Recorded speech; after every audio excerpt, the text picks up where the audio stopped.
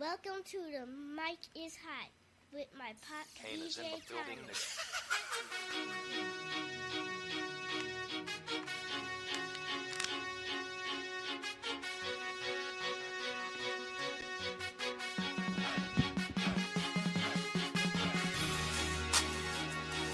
So greetings and welcome to the Mic is Hot, one of Atlanta's hottest sports podcasts in the state of Georgia.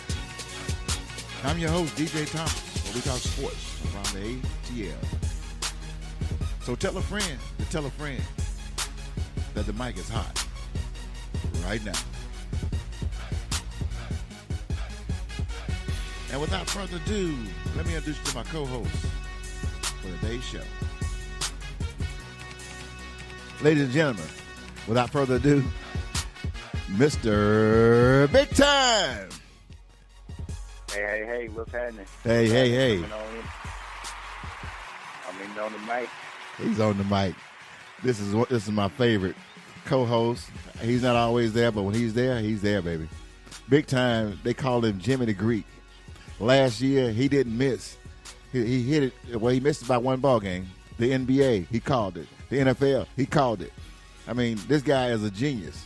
I mean, I have to listen to his opinion. For years and years, we went back and forth, but so far, I don't know what he's done or what he's doing, but he's on top of it. And big time. We'll cut this thing on down just a little bit. We're going to get this thing, get ready to get this show on the road here. We're going to talk a little bit about, on today's show, we're going to talk a little bit about them boys. Not the Dallas Cowboys, but them boys, them Atlanta Falcon boys, okay? We're going to talk a little bit about what's going on in maybe we're not going to give our prediction. We're going to talk a little bit about our prediction this year. Of course, as everybody know, when I said on the last week's show, is we're going to give a prediction, and I'm opening it up for people out there that's listening to the show, that can hear the show, that want to give their prediction, to email me at email me at themicishot@gmail.com with your prediction, and we'll bring it up on the show and we'll talk about it. Myself and Big Time, we'll go over this. We'll go over this thing.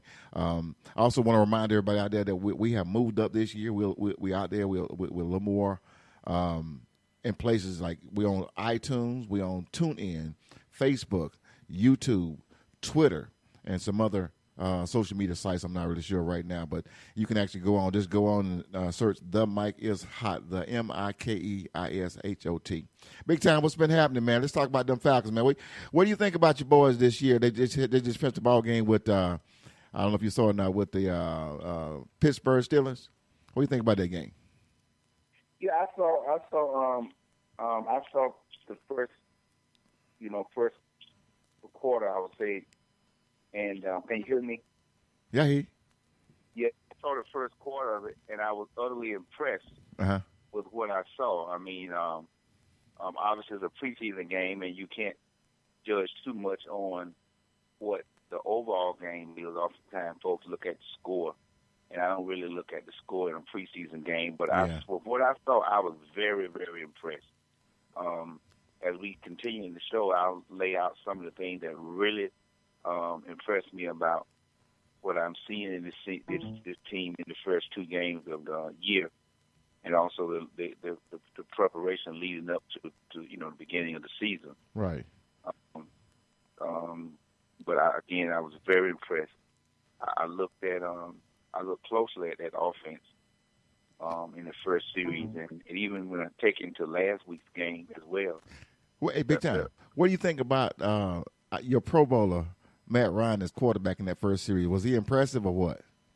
Oh, very impressive. Did you see the game? I saw some of the game. I didn't get a chance to see it all. I was doing a little bit of working, but I've been reading up on it, and I got the stats here, and I'm looking at, of course, let everybody know that it's a preseason ball game. It really doesn't matter. The Steelers won 17-13, but, by that time, I think your boy Matt drove, 90 yards down the field and took him to score. Then we take him out the ball game. Yeah, on the very first drive, and that's what's a lot of what one would look at.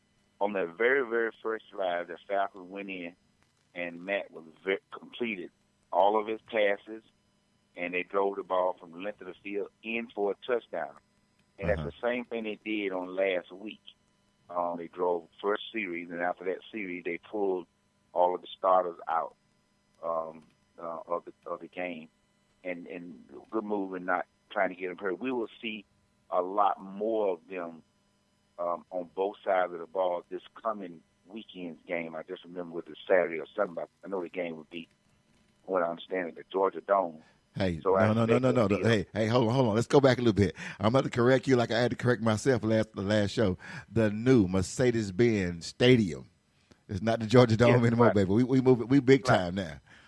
Go ahead. Right, go right. ahead. Finish. And I'm quite sure, but the game day very impressive. Matt, to answer your question about Matt Ryan, the MVP, Matt looks very good. Yeah. I watched very closely. I'm about to bust your bubble, though. I'm going to let you finish, though. I'm about to bust your bubble on that one. Go ahead, though. I watched closely at the offensive coordinator and what some of his movement and his activity, his conversation as it appeared on TV. He was on the headset doing a lot of talking. Uh-huh. And Matt is very fluent. He seemed to know his plays. They look as good as I saw some of the same thing they did last year on offense. Everything is fluent. Everything is fluid. I mean, they doing this, Dennis, without even having the star receiver in Julio Jones. Right. You got this team throwing the ball today.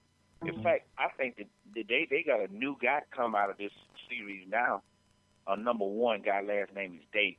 Uh-huh. This kid was really going down the field, catching that, and Matt didn't even throw the ball to him. I was impressed with this kid when he was talking about it.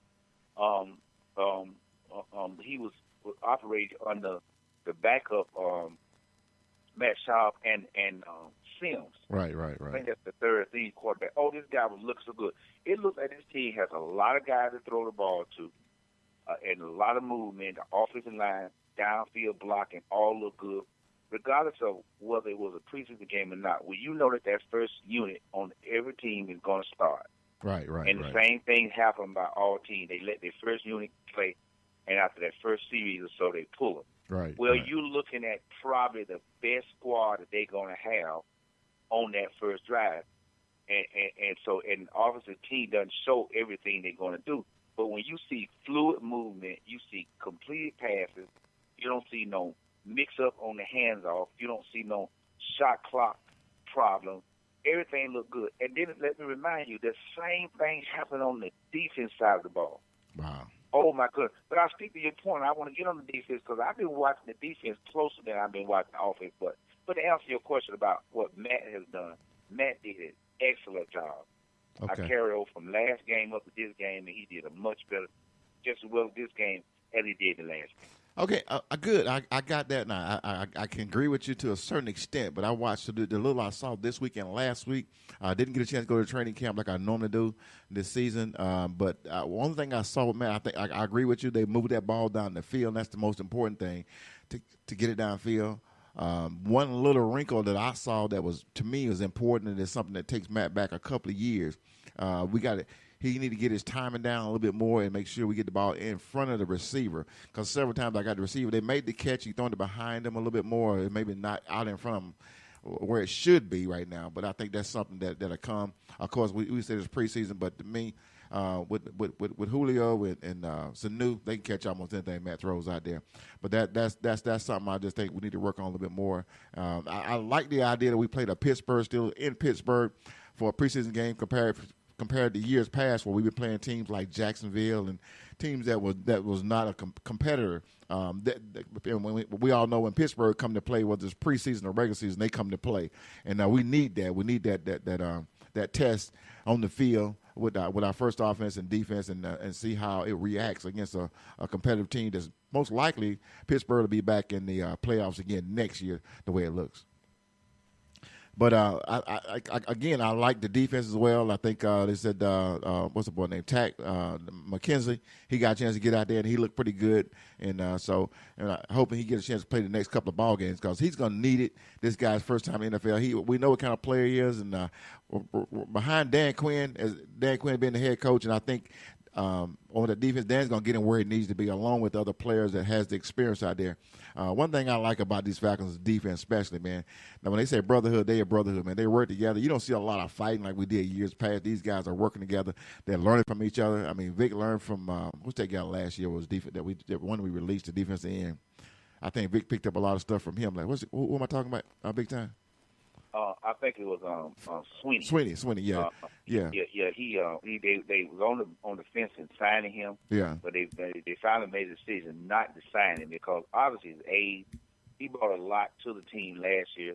He obviously does a lot in the locker room. But what I heard, the Falcons felt like he would literally be taking up a space where you need to get your young guys in there. Right. Speaking of the defense, I have been utterly even more impressed with the defense that I have been with the offense. Because one of the things the defense has to do is sort of come up. They have to come up better than they were last year in numbers. The Falcons defense was ranked beginning of the year last year, I think, number 28. By season's end, they were up to 15. Right. The Falcons is projected defense to be in the top 10 this year. And what I have seen so far in the preseason, I've been impressed. Now, obviously, it's the preseason. Obviously, you don't look at the total quality of the team. You look at the first unit. Right.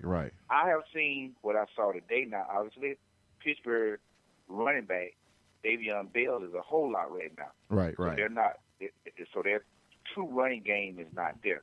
Well, what I saw is that on last week as well as this week, it's going to be hard to run that ball on the Falcons. Yes. The Falcons' interior defense is monster. Let me read off the depth chart to you right now. Let me tell you who we got on the 4-3 defense on the depth chart right now for the Atlanta Falcons. On the left end, we got Reed, left tackle. We got Poe. Right defensive tackle, we got Jarrett, and defensive end, we got Upshaw. Strong linebackers, Campbell. Middle linebackers, Jones, and Vic Beasley is the we call West weak side linebacker. Of course, right. Linebacker, we got on the left linebackers, we got Tufont, strong safety, Neal, free safety, Allen, and Alfred is going to be the right cornerback. These boys are going to be ready, man. I agree with you, man. They are so ready, man. Yeah. And with that size, here's what I'm impressed by as more than anything, the speed that they bring to the field. Yes. Even when these guys, here's the thing about, here's why I'm now understanding why Dan Quinn highlighted speed in his drafting of players. He highlighted speed when it comes to this defense and team as well. Because even when guys catch the ball, these quarterbacks now are so proficient and they have their timing down so well with these receivers. There are going to be many times that once that quarterback drop back, 2-3-step quarterback like Peyton Manning and Tom Brady does, it's going to be almost impossible sometimes, all the time, to stop them. Right. Well, here's the thing: what speed and close ability is what I describe it does. Even if the guy catch the ball, he's not going to get many yards after that. Right. You know, to be these guys, and they put guys down, and this is what I have been seeing. I saw today. Obviously, Roethlisberger did not play today, but this is what I saw in the tackling. You look at guys like Jones and Campbell and Vic Beasley and Trufant and the safety, strong safety, the kid from Florida State they picked up. These guys are fast. These guys are quick. They get to the ball. They put people down, and as a unit, as a brother, this brotherhood thing, man, is so deep. It is doing so much for these Falcons. To throw that in, I heard a commentator say last week he was down in Tampa Bay's football practice, and after practice was over, he saw James Winston scrimmage doing one-on-one drills with a couple of the receivers on the Tampa Bay Buccaneers. I want to talk to you about that too. He said he saw this week in Atlanta. He was at Atlanta's practice early part of last week. He said once practice was over, he said he counted 50-something guys on the team. Literally, everybody on the team was out there after practice working on drills and doing things together to become better at what they do. This is after practice now. Yeah. And this brotherhood thing is so huge and such a great thing. What it simply says, besides we playing together, we sticking together, we got each other back. What that helps them in, everybody's committed to winning. Yeah. And everybody's on the same page that we're going to have interest. That's naturally going to happen. But if everybody playing their best position, when one guy go down, the brotherhood say, you step up, You don't never miss a beat. Next man up, baby. Next man up. That's Dan Quinn's thing. And like I said, after looking at that roster and the way that depth charts are laid out, we got guys backing up the second team defense. And I think Dan, what is he going to do to prevent what happened last year against New England and other teams? Is we're going to keep fresh guys on the field. We're going to keep guys in so they don't get tired out. So like the NBA, when the guys go on to play, I noticed in the NBA the guys are going to play like 5-7 minutes, then also they'll pull them off and they'll bring the second guys in, and then in the fourth quarter end up bringing the starters back so they'll be fresh on the field. So I think Dan is looking at something similar to that, so guys don't get washed up. And not saying they're gonna put them on the sideline for most of the ball game. I think he's just certain series he'll bring them out and rotate them in and out so they're fresh. You know, on most teams, you look at if you go 4 downs or you go more than 4 downs. So for example, let's say a team, let's say use the Pittsburgh Steelers, they drove down the field, they got a first down. Well, they picked one after third down, they picked up a first down. Now they got 4 more downs, and so instead of wearing your players out, you got fresh players. Another thing I like about what Dan is doing, he's actually got it set up so different players can play different positions. We got Vic Beasley here.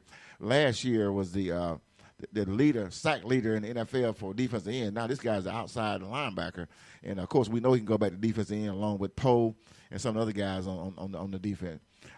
Speaking of Tampa, I watched their game the other night, and I was watching that Jameis Winston, man. That boy, he is hitting it. He's on the money. I think this year, one of the teams that we're going to have to keep our eyes on, if we remember from last year, we lost to Tampa the first ball game of the season. I'm not saying it's going to happen this year, but I'm saying we got to keep our eyes on Mike Smith and the head coach down at Tampa, because those boys, Jameis won the backfield.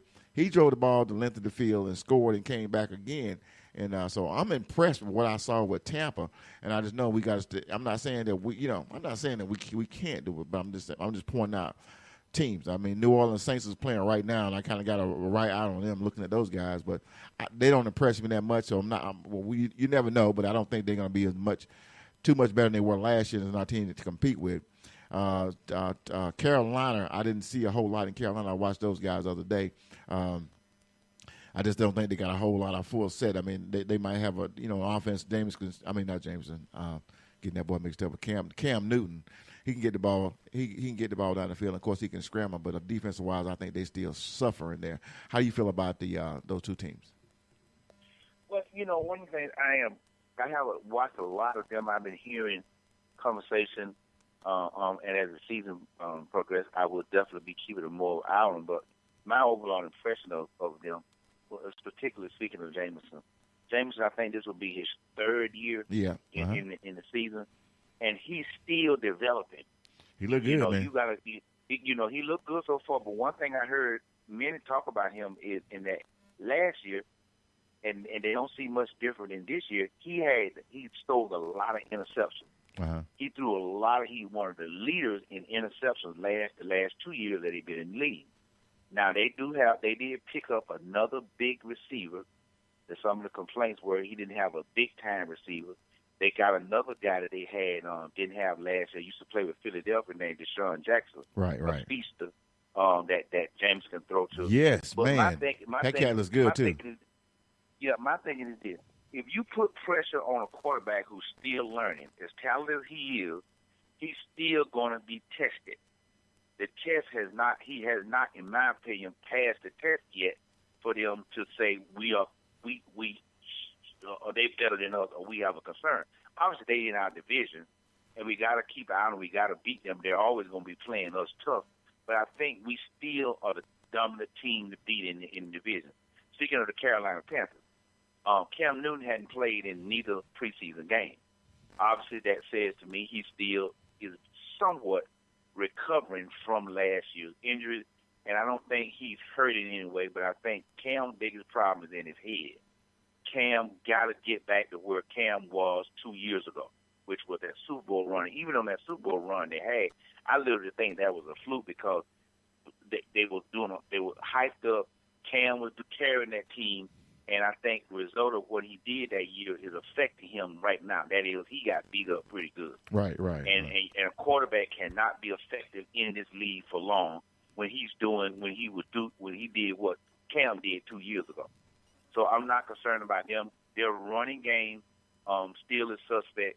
if they get back defensively where they were during the Super Bowl run, they can cause a lot of problems. But I think Atlanta, the Falcons right now, one of the things the Falcons are still doing, they learning how to win. They had a very good year. I don't think last year was a fluke.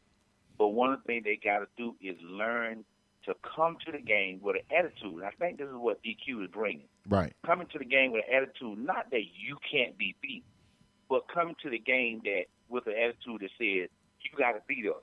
We're going to come to play every time. And they are bringing that. And one of the things that I am concerned about is what I saw in these last 2 preseason games is if I had to have any complaint, I'm concerned about they got to work on. It's not a concern that I would carry into the season, but I would say it like this. If their area they need to work on, it would be a special team. Right. The special teams still aren't doing as good. Last year they got rid of the guy that was always doing the waving, never run the ball. They got rid of him, and now they sort of picking and choosing on who they're going to use to catch that ball. Right. And they're also focusing on. I've heard some of this talk in the radio. They were focusing on having whoever catch that ball, they want him to try to run the ball. Right. Number 19, I just remember his name. He's been doing the catching for the last 2 weeks, but they got to get a better. On the day I saw them on special team, for example, they had a holding penalty on them. Wasn't good. The guy who caught the ball, number 19, he didn't get good yardage. Wasn't good. The thing people tend to overlook is special teams. And where you start that ball out at, right, on that first series offensively, going to depend a lot on where you end up at. And one thing I think this team here has enough. This team has enough offense in it to where if they don't score a touchdown, ain't no team gonna score a touchdown every time they get out there. Right. But I think the Falcon offense is so proficient that they can at least get a touchdown or a field goal most of the time. And what that's going to depend largely on to increase that probability is where they start that drive offense. Right. They start that drive offense. It's proven over and over back in the NFL. If you start deep in your own territory, right, the chances are you scoring a touchdown drops significantly.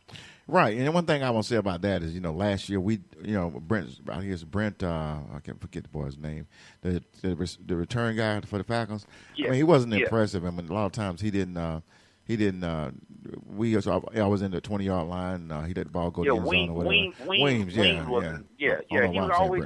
he would always just wave. And a lot of folks in the stands. I mean, and you're back there to catch the ball, like you say. It's important. Yeah, they said all he did was be saying "Hi, Mom," because all he did was be waving. He would always a fair catch everything. Yeah, and the Falcons talked about that in the camp, that they were working hard on improving that statistic. That's why they got rid of him, and they're right now tossing up who they're going to do that with, because they say that person need to get some yardage out of that catch. Right. And stop doing all those fair catches. And that's why I say it's impressive that it's important that you watch the preseason ball game. Of course, last year we saw man, I don't know why these names not coming to mind. The receiver that this year, he was in the preseason game. He looked really good. Not the little short guy. Who am I talking about? Big time. I know exactly what you're talking about. It'll come to him in a few minutes. But as I watch the preseason, especially the third ball game, a lot of you guys don't say, well, ain't no sense watching the third ball game because none of the stars are going to play. But with Dan Quinn, you better watch, guys, because you never know if somebody go down or if somebody's impressive. If Dan like what he sees, I mean, he's going to definitely keep him, have him on the practice squad, and before you know it, they'll be on the field starting. If not, relieving somebody because we're going to have injuries throughout the season, and regardless of the offensive lineman or defense or whatever, Dan gonna have people on that practice squad that he can bring up that can play then. So looking at that last preseason game, of course I'm gonna watch the third game coming up next this Saturday here in the Georgia. That'll be a huge game to watch. You can watch. They're going to play the starters more that game than any other game. The starters. But like I said, I'm not impressed with the starters though. Up until halftime. What on both sides of the ball. What I'm looking for is timing. I'm looking for timing. I expect, and I think they played the first half. I'm looking for the offense to take the ball down the field and be able to have the timing down. The receivers be where they're supposed to be. I've been impressed in the last few weeks that we've done a good job not jumping off the ball and stuff like that. But for Matt Ryan throwing the ball in the right place, because we got to keep people from getting hurt. We don't want to throw the ball behind people. And I've seen some passes behind people, but I know over a period over the season that's going to work out. Yeah, it does. But I've seen a little bit too much. Got to get down as they play. I've seen a little bit too much this spring because, like I said, a couple of years ago, here's the thing that Matt is doing so much better this year than I saw last year. I mean, even before last, Matt has a good connection with the receivers. Right. You know what I mean? They are not. As all quarterbacks throw the ball off sometime, depending on velocity and pressure and other factors. But it's up to that receiver. It's up to that receiver that if that ball is catchable, he must catch it. There's no, if it means you got to go up and do what you got to do. You got to go by, you catch it, or if you don't catch it, you make certain that the defender doesn't catch it. Right. And I think the Falcons have did a well enough job in that. One of the things that Sarkisian have said that he's going to focus on is their approach to the offense is about running the ball. Right. Running the ball. Today, Ward got a lot of runs today. This is the third string quarterback now, right? Mind you. And Ward ran the ball well today. In fact, he got the first touchdown that they scored, and it was inside the red zone.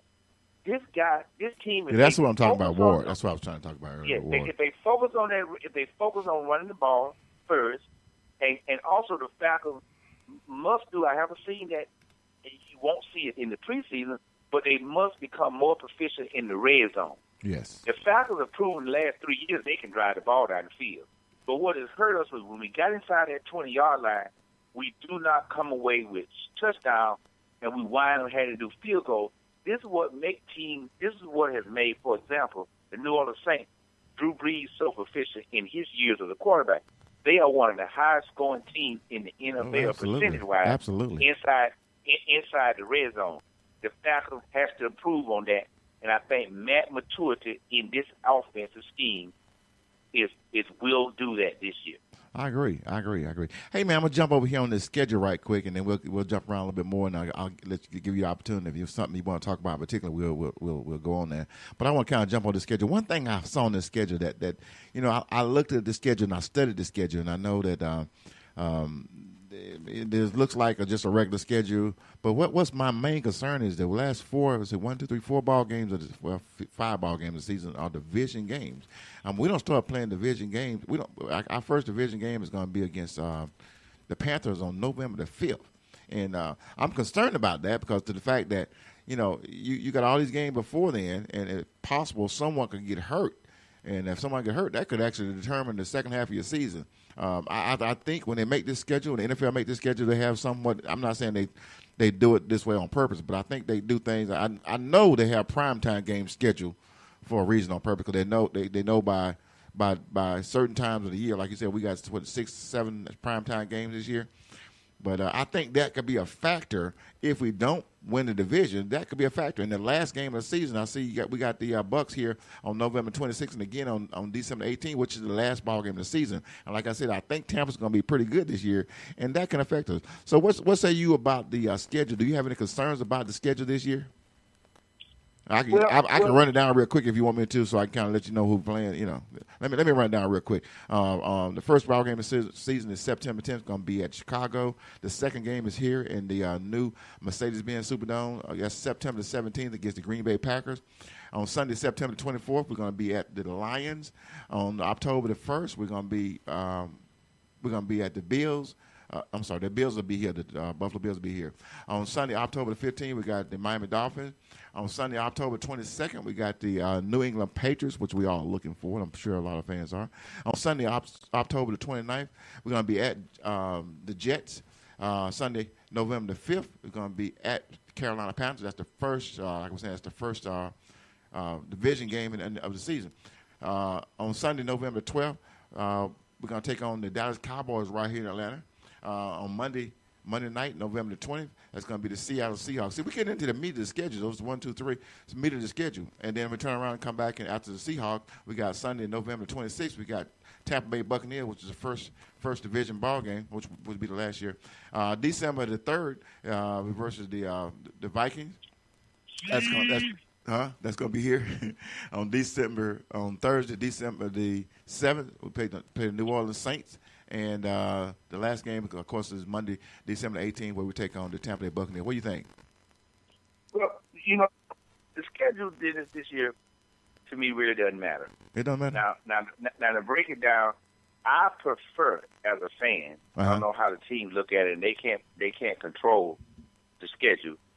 I prefer, as a fan, to play the division teams toward the end of the year. Really? And I say that because, one of the things that this Falcons team, I'm picking them to have a very good year. Maybe I'm overly confident the Super Bowl, not necessarily making it there, is giving me this confidence, even though it didn't end the way we expected it, even though I felt it would end the way, but that's another point. My thing is this. The Falcons played very good ball down the stretch last year. And this is what they got to do this year. But here's what I predict. The Falcons will play good ball all year. Uh-huh. I know we normally put our season prediction that's a couple of weeks away. Uh-huh. But I'm putting a prediction just before I make my final prediction. And I'm putting it out here to sort of give you some feel of what I feel about the schedule. I'm picking the Falcons to win at least 13 games. Woo! Big time.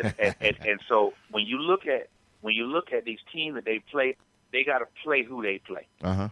And when you look at injuries, and I bring that up because you pose that as a factor. Right. Everybody gonna have injuries. Going back to what I said earlier about the brotherhood concept is one that Dan Quinn put in place, but I think it has a deeper rooted meaning than just it's what it's designed for. Uh-huh. That is, these Falcons are deep at every position. Right. And when they have injuries along the way, the next guy going to step up and they're going to keep playing good ball. Right. As long as we keep key guys, and that's a matter of luck, that we got to keep key guys healthy to carry this team to where I believe they can go.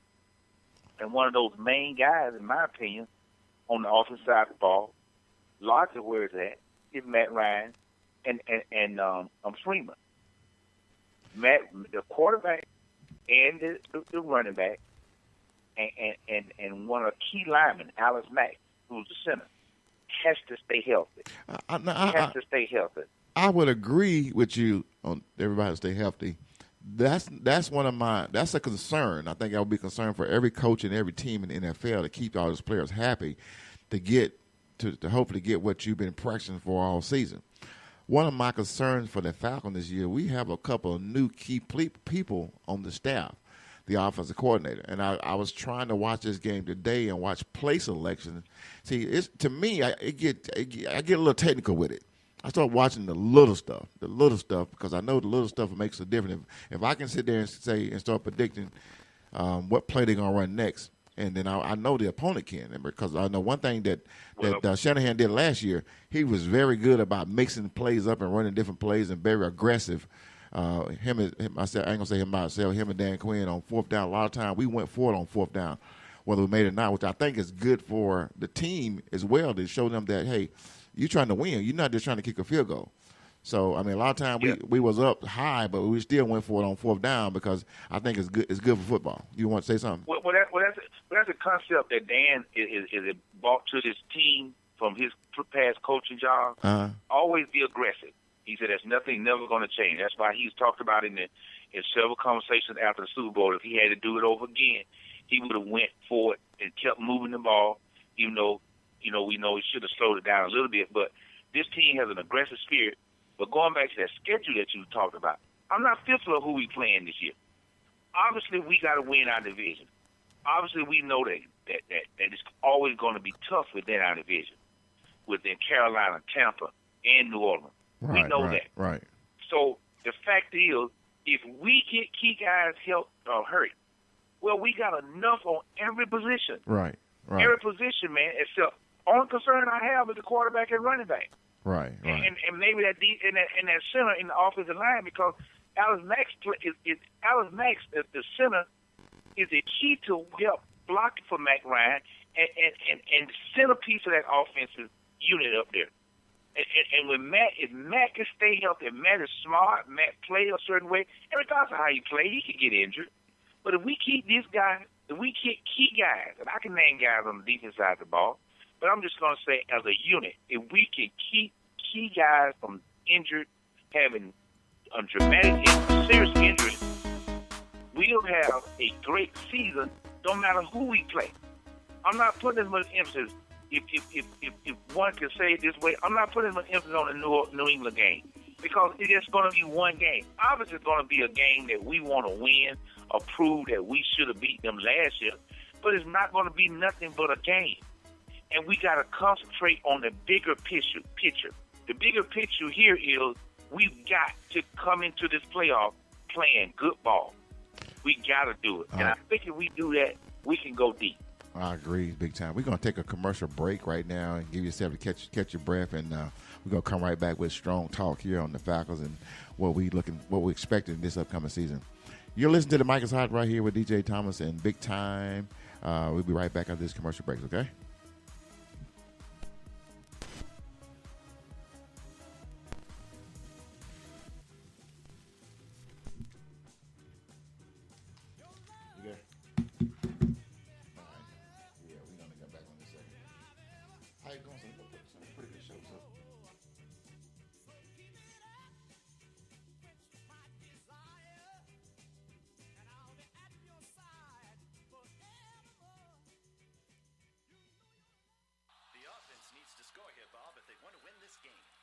Sure do, but this defense just isn't giving an inch. It's down to this last play. Both teams are at the line. And there's the snap. This defense seems a little confused. Interception! He's across the midfield. He's at the 40. The 30. 20. 10. Touchdown! That's excessive celebration in the end zone. Life insurance is one of those subjects that make people want to change the subject rather than admit they probably don't have enough. That's why State Farm agent Chris Richardson in Metro Atlanta focuses on how the benefits of life insurance actually live on by asking people to think in terms of life without having to sell the house insurance or life without having to give up college insurance. Find out how the benefits of life insurance can live on for your family. Call State Farm agent Chris Richardson's office at 678-489-2776 and put the life back in life insurance. Again, 678-489-2776. Are you looking for a photographer to serve all your photographic needs? Well, give Thomas Photography a call. Whether it's a wedding, family reunion, special event, sporting event, and more. For over 25 years, we have been providing top quality service in the state of Georgia. For more information, call Thomas Photography at 678-900-9840 or email us at thomasphoto11059@yahoo.com. That's 678-900-9840. Call Thomas Photography and book your event today.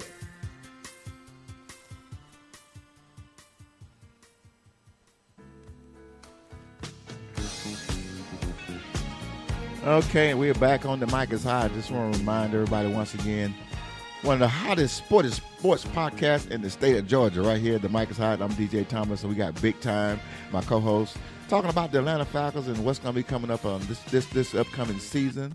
What to expect from this team? Will it be similar to what they had last year? Just want to remind everybody once again, we're on TuneIn, we're on iTunes, Facebook, YouTube, and Twitter. Just search The Mic is Hot. It's spelled TheMikeishot, and you will find our episode. And they're booked up on. their own iTunes under the Mike is Hot, so you can get all the episodes if you like. Also, if you give us a call at 678-900-9840, if we're on live, we're more than happy to bring you in so you can actually talk and give your opinion. We'd love for you guys to text us at themikeishot@gmail.com and give us your prediction of the 2017 upcoming season for the Falcons. I know there's a lot of big fans out there, and I know a lot of people listen to the show. Tell a friend to tell a friend that the mic is hot right now. Back with Big Time. Hey, Big Time. I heard that the Falcons made the dome. Let me bite my words now. I heard that the Falcons opened up the dome for the season ticket holders to come in and preview it. What do you think about that? You heard? You know if anybody went out to that thing yesterday? Yeah, one ticket holder that we both know very well. He's all part of the group text message activity that we engage in. I hear the feedback on the mic. Oh, how about now? Yeah. There's still feedback. Can you hear me? I hear you. Go ahead. I'm gonna work on this. Keep talking. There's feedback. Yeah, but it was open to the season ticket holders, and they had an opportunity to bring someone as a guest. And I didn't have enough time to prepare to go. But from what I heard, it was a great experience for everyone. Well, I'll tell you what, man. I have followed this dome, the new Mercedes-Benz Superdome, online from the time they started breaking ground. And for the last 3 months, I've been going. They have if you go to the Mercedes-Benz Superdome Stadium, not Superdome, Mercedes-Benz Stadium, you'll find that they have a live camera, so you can actually see, you know, the dome in progress. Of course, right now the dome is completely finished. So I've watched the times from the time they had nothing inside to now all the seats were up, and I watched this past few weeks. Put down the grass and also mark the field and the goalpost. So it's exciting to see. I haven't been there yet. I'm looking forward to being there next Saturday against the first home opener against the got my thing in front of me. Well, anyway, that's it, home opener. The Cardinals. That's Saturday the 26th. It's going to be a 7 p.m. ball game against the Cardinals. We all excited, man. This is something. You know, first I was kind of skeptical about building a new stadium, but this bad boy is with the this is 100 feet high. What do you call that thing? You know, Dallas got the camera. Got the scope. Man, I am biting my words are real bad right now. Dallas have the video board from 20 yard to 20 yard in the middle of the field, but we have 100 yard circular video board around the ceiling, right where the ceiling opens up at. And the seating also, I was talking to someone yesterday about their seating. They said they're sitting close to where the Falcons come out. You can actually see the city from the outside. And you can see, if you're outside, you can see inside all the lights and everything that's going inside of it. So it's very exciting. It's in a nice place. And from my understanding that the concession is going to be affordable. You can go in there, and for $2, you can get a hot dog. I was looking at this, for $6, you get a hot dog, Coke, and fries for $6. And that's the whole complete meal or less. And you can get refillable drinks. All you got to go to the refill station. I also heard it was like 300 or more beer taps throughout the stadium. So it's just a lot of things going on there. So any comments you want to have on the new Mercedes-Benz Stadium? Well, I just saw a lot of pictures of it yesterday, and I was very impressed again with it.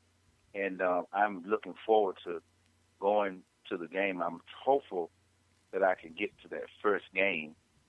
They have a little, from what I understand, they have a little bit of different way they're going to distribute the tickets. The season ticket holder actually have their tickets on something similar to a debit card.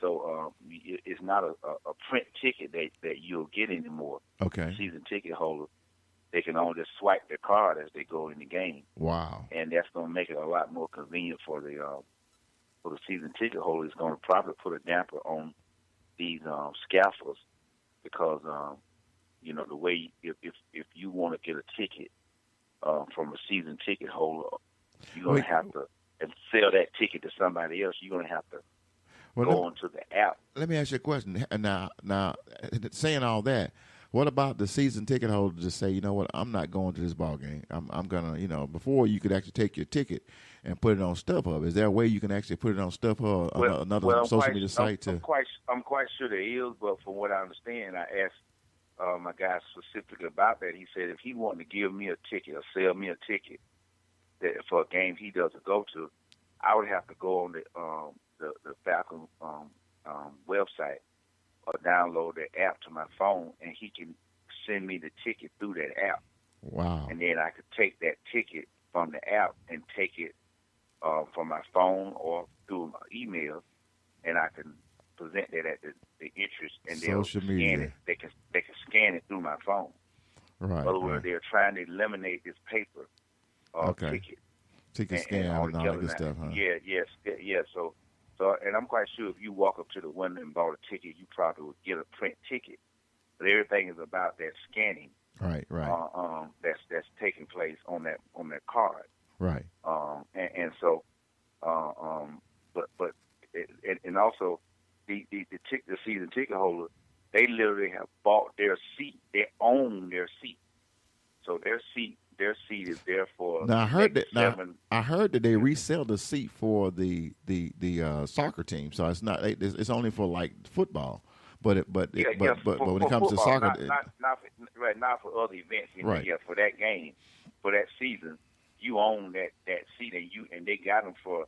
You have the rights to them for the next seven years. Right. But it just eliminates a lot of confusion. It's going to be a lot of adjustments. My main thing is this: regardless of what goes on in the dome, the fans are going to come and they're going to get accustomed to what the rules and regulations are. And It's going to be an exciting time. Right. What's going to make it even better is that the Falcons will be winning. The Falcons won 7 home games last year. Uh-huh. And they are expected to win that many or more this year. They play very good ball at home. What the Falcons want to do through their fan base is establish what is the home field advantage. Uh-huh. And meaning you come in there, that game is going to be a guaranteed fans packed, everybody ready, and I'm looking big time forward to that first Sunday night game, home game that we'll have against the Green Bay Packers. Man, that's going to be a big man. It's going to be epic, man, as to what the Falcons are going to bring coming off of Super Bowl year. This is going to be a very exciting year, and I just don't see nothing but good things out of what's going to happen. And regardless of how it ends up, big time. We are in for a very exciting. Now, big time. I'm going to call you. In this season. Sometimes you flip and flop on me, buddy, because early this year, maybe you changed your tone, but you were saying that you think it's going to be a tough season because everybody's coming after the Falcons because have gone to the Super Bowl this past year. I stand by that. I stand by that 100%. This is going to be probably one of the toughest years we ever had as a Falcon on team. Uh-huh. It could be that tough on the fans. I'm not going to allow it to be tough on me, right? Because I'm going to enjoy what I believe they're going to do, and regardless of how tough it's going to be in terms of how teams are going to be ready for us, how our expectations are going to be as fans are going to be high. The players' expectation to win and be successful is going to be great, and regardless of all of that, I think the Falcons are going to deliver. I think they have enough going here as a team that they will live up to the expectation. And here's also what I believe in: if and when. I say if because it may not happen, but when at the same time saying it will happen. The Falcons are going to run into, at some point in this season, as all teams do have, is some form of a controversy. When I say controversy, nothing bad, but they're going to have a key guy get maybe injured. There's going to be a game that they should have won that they lost. There's going to be probably a controversial play or something that people are going to. But the Falcons are good enough as a team, sitting around this brotherhood, sitting around Dan Quinn, sitting around the leadership in Matt Ryan, that they'll overcome it. They'll overcome it. They'll come in and make adjustments and be able to do it. This team is deeper than I ever known a Falcons team now. And here's another thing. Let me say this. if you have a solid defense as a team, teams that win championships don't win them off offense. They win them off great defense. Defense win championship. If you got a very good defense and they'll keep that game close, they'll keep it ugly, they're going to do things where they stop the other team, you have a great chance. This is why I don't care how good Drew Brees will be, as he will be a good quarterback as he's always been. I don't care if Cam Newton come back to what he was 2 years ago. I don't care if Jameson Winston stepped to a higher level than he stepped to the last season. They still got to go through the NFC South Championship defense, yes, as well as our offense. That's the dirty bird. You sound like a fan. You sound like a fan, big time. Hey, like I said before, man, I will repeat what I said this summer. Regardless of what happened at the end of the season, I'm not looking that far ahead. Of course, I'm going to have my prediction on what I think is going to happen, but I'm going to enjoy this roller coaster ride. And anybody want to jump on this bandwagon, come on, because these Atlanta Falcons, they are ready. I believe in Dan Quinn. I believed in not Mike Smith. I believed in Arthur Blank, the owner. He's went out his way to build his new one. Do you believe in the MVP? Do I believe in the MVP? Matt Ryan did it last year. I'm gonna just be honest with you. Of course, he was the MVP, but just like in the NFL, you got to continue to do it. You got to be like Tom Brady. You can't do it 1 year. You can't do like Cam Newton did 1 year and not follow up and continue to be a great quarterback. Of course, the Falcons. Let me finish. Of course, the Falcons got hot at the second half of the season and went all the way except for the win of the Super Bowl. But you asked me, do I believe in one player? I believe in this team, and the quarterback of this team plays a big part. And how this team finishes in the end is going to be solely on how the quarterback how he finished. So what were you going to say? Well, I agree with you. One thing I was going to interject, Matt Ryan has been good for the last 4 or 5 years. Uh-huh. The record doesn't. No. A couple of years ago, he wasn't good because they were looking at getting rid of him a couple of years ago. But no, they were never going to get rid of Matt Ryan. That's what you were thinking. And I never heard it, and I never believed it. Okay. And if you look at his numbers, Matt Ryan has gotten 4,000 yards for the last 4 years straight. And 4,000 yards is ranked among the best in the NFL among quarterbacks. Now, there were others that did it. Yeah, there was many others. I mean, Matt Ryan had carried the name Happy Feet and all other kind of names, Matty Ice, but it wasn't happening. It wasn't many others that got on social media. They talked about Matt Ryan about his poor performance. But like I said before, I spoke about this last year. I truly believe Matt Ryan was injured and was causing him to throw a lot of interceptions, whatever. I'm not against Matt Ryan. I love him because he's the quarterback of our team, and I'm hoping he can continue. I mean, I'm a team. I don't worship one player. I'm pulling for the whole team. If the offense is if we're not running the ball and throwing the ball and receivers not catching the ball, then we're not going to win a ball game. The defense is not sacking people and stopping other teams, we're not going to win a ball game. So my answer to that is, a quarterback he can carry a team, but just like. Well, you just said a minute ago that defenses win championships, and the defense solely win. You can score 50 points as a team that score 51, and you just lost. Yeah, I understand that. So your defense is. But you still got to score though. Your defense will win you championships ultimately, but if your offense is not scoring, you ain't gonna win it either. And I could use several quarterbacks such as Tom Brady, Aaron Rodgers, Drew Brees, and go on and on about guys who literally carry their team. Who is their quarterback, and I'm not putting on one player, but it's like a life. A happy wife is a happy life. I agree. I agree, but quarterback is the hallmark of having a great team in the NFL. Right, and Matt Ryan is Matt Ryan is centerpiece of that. A good quarterback knows how to keep his defense off the field as well. It's not about throwing the ball 70 yards downfield and scoring on the first and second play every time. You got to be able to keep. You got to keep. One of the reasons we lost that Super Bowl game because our defense spent too much time on the field. If you look back, it was 20. Our defense spent an extra 20 minutes on the field compared to our opponent. It's a lot of things that the offense can do that can enhance. I didn't say it was Matt Ryan's fault, but I said on the offense. I said, I didn't say it was one person's fault. I'm saying a good quarterback in the offense. Quarterback is the head. Now, I've heard you say this before. The quarterback is the head of the offense. And you said this before. I mean, matter of fact, you and someone else said it, and it's on tape that three people that really cost the loss of this ballgame. You didn't mention players outside. You said Matt Ryan, you said the head coach, and you said the offensive coordinator. And I would agree with you on that to a certain extent. I still say it's a team effort. But at the same time, if you go back and look at, if I believe, like you said, we'd have kept that ball at least one more minute of time on the offense, our defense, we would have won the ballgame. But when your defense out there, 20 more plays, 20 more minutes, I can't remember the exact time, more than the other team, we were just wore out. Going into the overtime, New England knew that, hey, look, these guys are – we drove down the field. How often do you see an NFL team score a 2-point conversion 2 times in the same quarter? Then our defense was just completely dead. Yes. So, I mean, the offense has to help the defense out by running the ball, keeping the ball, moving that clock so your defense can sit on the sideline, catch their breath, and win and the ball game can be won. That's exactly why I said this team this year, I'm not worried about our offense. My offense is going to be just as good as it was last year or better. Okay. We can't make the same mistakes we did last year, though. I'm just saying that. Our defense got to step up. We got to stop people. And one of the things I noticed today, and I noticed it last week only one time, we got to the quarterback none today. Our starters never got to the quarterback.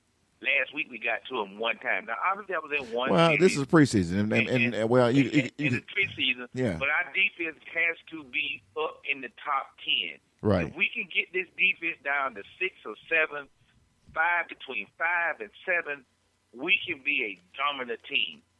Listen, record this, and I know it's being recorded. I am predicting the Falcons to win at least 13 games. This is your prediction for the season, or this is your 13-3.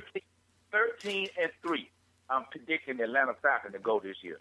13-3. Excuse my friend.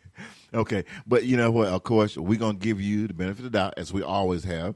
You can change your prediction at before the first ball game of the season. I like that, and trust me, I'm in line with where you are right now. We've been doing this for several years. Yes, and it's way back when we knew each other 10 years ago, and I, as well as yourself, we have been off no more than 1 or 2 games in each of our predictions. Right. In each of our predictions, I agree with that. There were years that I was off. There are years I hit it right on the head. But I predict the Falcons this year to win at least 13 games. That means I'm going to say right now the Falcons will go 13-3. So this is your season prediction. They're just that good. This is your season prediction. Yes. They won. Last year they went, 10-6? Yes. They went 10-6 last year. And you telling me the Falcons, as good as they were down the stretch, and they coming off the same streak they were, playing good ball, everybody on the same page, ain't missing nobody, didn't lost anybody, added other guys, key guys like Hey man, I'm not complaining about it because I feel sort of the same way. I'm not gonna give mine to after the season because I'm watching stuff real closely here. We got the best running back in the game, the highest paid running back in the game, got him signed. But you do know he had a pro. Julio Jones had a successful off-season minor surgery. Didn't try to rush him back. Took his time. Our OTAs have been good. Oh my goodness! We ain't got an injured player nowhere. I'm just looking at the schedule. You said we're gonna win 13-3. This little so-called concussion that Freeman has. Well, Freeman realized once he signed that contract and he got to drinking a little bit. That song was too hot for him. He got a little woozy one day, and the coach said, "Look, don't worry about it. We'll just hold you to the season start. We ain't taking up for granted. We're not playing Atlanta. Well, I just hope you don't. We bringing this thing to the house. You better get ready. Rise up. Get ready. Rise up. Get ready. Get ready. One thing, not just to go back a few years when we had Jamal Anderson. He went out with a first season. He came back, had a surgery, and came back and had another injury. We've had some bad luck when it comes to players. Look at Michael Vick. One year he came out the best in the league, and next year he went out and broke his leg or something to that effect. I'm just hoping that we don't have that kind of thing with any of our players. I mean, it's hard to predict, and it's hard. You just don't know what's going to happen. Matt Ryan's been quite healthy for most of his career. And the time that he's been injured, I think they just didn't bring it out. But I'm feeling that somewhere on our offense, we're going to have a setback. We're going to have some type of setback that we're going to lose. That we're probably going to lose a little more than 3 ball games. And I'm not. And I know you can say what. That's why I put this here. Remember I told you earlier how deep this team is. Yes. See, we got the best, and I changed what I said in the past. Unlike what you did about Matt Ryan, that's your choice. That's your choice. I changed what I felt about Julio Jones. Right. Julio Jones is the best wide receiver in the NFL, bar none. Right. But here's one thing I'm also put on Julio Jones. Julio Jones is one of the most injured best receivers that's been in the league for the last 4 or 5 years. Right. And guess what? Having said that, I expect him to have some injuries this year, for whatever reason that may be. But here's why I feel good, even with him. What I believe even though I believe he'll have an injury. They are so deep in the receiving position, and the way the Falcons play this guy, they don't rush, they don't force that on him. They don't make him work real hard and try to be out there. Sanu and these other receivers that they have, they are good enough to still be able to win games, even though this guy is not 100%. And he's talented enough that if he's not 100%, he can still go out there and just simply be a decoy from his position. And look at the running back position. I anticipate Freeman might get a little nicked up because he's a small guy. He's running hard. Well, look, in the backup position, we got Coleman. Yes. Coleman can be also as a receiver. Then we got Ward. The way this guy ran today, this guy is bigger and stronger in the way he is built. From what I saw today, that Freeman is. Freeman is one of the best receivers, running back, because he can catch the ball and he can run the ball, and he's good at tricking people on how he runs. He can break away. Right. Well, right. We are deep at every position, and there again, I keep highlighting this as I did throughout this conference, is the Falcons with this brotherhood. This brotherhood mentality is so deep. It is so deep, man. And what that guy talked about this week about what the Falcons do as players, as a team, by having everybody being able to step in, play multiple roles, step up. This is great for this team, D. It is great. I cannot wait. I've looked for a big thing. I see this team again winning 13 games. 13 games, D. Folks, you heard it there. That's Big Time's prediction. My prediction is coming up. I'm not that bold. I'm still looking at him. I'm still watching this team. I'm watching this offensive coordinator, and I'm looking at some things out there. Big Time said it's 13-3 for the Falcons in the 2017 season and the playoff. We'll go into a little more detail as we have our prediction show, which will be coming up here shortly in the next couple of weeks. But don't remember, just want to remind everybody, don't forget to go online and email us at themicishot@gmail.com. Send us your predictions so we can actually talk about your prediction on the show. We'll call you out. As a matter of fact, we might even call you up to put you on the show live so you can actually tell us what you like. I remind everybody we're on iTunes, TuneIn, Facebook, YouTube, and Twitter. So make sure you go on, search The Mike Is Hot, TheMikeishot. The reason I say that all the time, because a lot of people think it's M-I-C. It's M-I-K-E. Okay? That's how we set it up, whatever. Or you can text me at 678-900-9840 with your information on your prediction as well. We got to get out of here. The mic has been hot for a while, and it's been an awesome show. I just want to thank my co-host, Big Time. Always is Big Time, and one of the best when it comes to the game. Give an applause to Big Time, everybody. All right. And hold on, we're not going yet. Okay, and also if you guys want to become a sponsor, make sure you email us at themikeishot.com. We can actually go syndicating or whatever, all that good stuff. God is good all time, and all time God is good. But I want to close this show with a little bit of music, I guess, to get everybody pumped up, let them know the season's right around the corner. Even though these boys are doing something for the New Orleans Saints, but they're a big hit. They're from Atlanta, and I just want to close this thing out here with this little beat right here. And Big Time, tell me if you like this. Here we go. 1, 2, 3. Big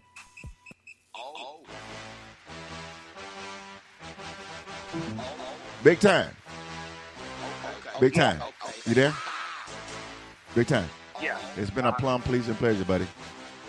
Okay, man. In closing, we're going to talk, huh? All right. The mic is hot, and we out.